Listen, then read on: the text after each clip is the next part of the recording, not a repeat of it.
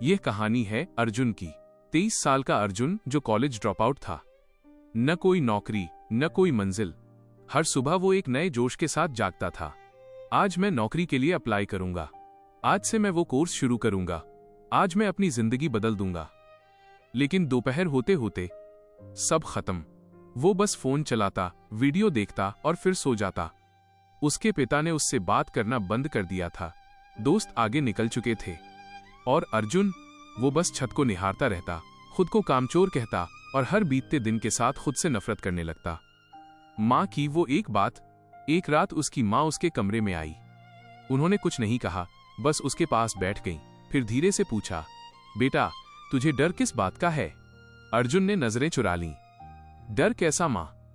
मैं तो बस आलसी हूं। माँ ने एक उदास मुस्कान के साथ कहा, आलसी इंसान रोज सुबह सपने नहीं बुनता अर्जुन, और आलसी इंसान रात को रोता नहीं है। उनके शब्द अर्जुन के दिल में तीर की तरह चुभे। डर का असली चेहरा। अगले दिन अर्जुन ने हिम्मत जुटाकर लैपटॉप खोला। सामने नौकरी का फॉर्म था। नाम, ईमेल, स्किल्स। अचानक उसकी उंगलियां रुक गईं। सीने में भारीपन महसूस होने लगा। अगर मैं काबिल नहीं निकला तो? अगर मैं फिर से फेल हो गया तो? अगर उन्होंने मुझे रिजेक्ट कर दिया तो? उसने लैपटॉप बंद कर दिया और खुद से झूठ बोला, कल करूंगा। लेकिन अंदर ही अंदर वो जानता था, जब लगाम डर के हाथ में हो तो कल कभी नहीं आता।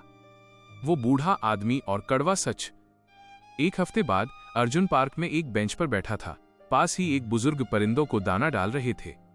उन्होंने अर्जुन की तरफ देखा और कहा, लगता है कोई बहुत भारी बोझ उठा रखा है तुमने। अर्जुन ने कहा, मेरे हाथ तो खाली हैं बाबा। बुजुर्ग मुस्कुराए, बोझ कंधे पर नहीं, दिमाग पर है बेटा। पता है दुनिया की सबसे बड़ी गलतफहमी क्या है? लोग समझते हैं कि वो आलसी हैं, पर आलसी इंसान को पछतावा नहीं होता। आलसी इंसान ओवरथिंकिंग नहीं करता। अर्जुन का दिल धड़कने लगा। बुजुर्ग ने आगे कहा, तुम आलसी नहीं हो, तुम डरे हुए हो। फेल होने से, दुनिया के जजमेंट से, खुद की नजरों में गिरने से। और ये डर पता है क्या करता है? ये आराम का नकाब पहन लेता है। ये तुम्हें यकीन दिलाता है कि तुम सुरक्षित हो, पर असल में ये तुम्हारी जिंदगी चुरा रहा होता है। शुरुआत डर के साथ। उस रात अर्जुन सो नहीं पाया। उसने महसूस किया कि वो काम से नहीं, बल्कि उस असफलता के दर्द से भाग रहा था। अगली सुबह उसने फिर लैपटॉप खोला। हाथ कांप रहे थे। दिमाग फिर चिल्लाया, अगर फेल हो गए तो? इस बार अर्जुन ने जवाब दिया, तो हो जाऊंगा, पर कम से कम कोशिश तो की। उसने फॉर्म भरा और सबमिट कर दिया। फिर दूसरा, फिर तीसरा। सालों में पहली बार उसने कल का इंतजार नहीं किया। आपके लिए एक सीख। सच्चाई यही है, आलस्य का इलाज आसान है, बस हिलना शुरू कर दो। लेकिन डर चालाक है। डर आपसे कहता है आज आराम कर लो, कल करेंगे। पर याद रखना, एक्शन ही डर की एकमात्र दवा है।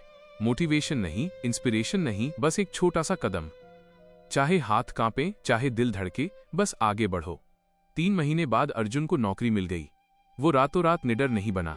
उसे आज भी घबराहट होती है, लेकिन उसने एक बात सीख ली, डर को खत्म करने की जरूरत नहीं है, बस उसे अपनी जिंदगी की गाड़ी चलाने मत दो।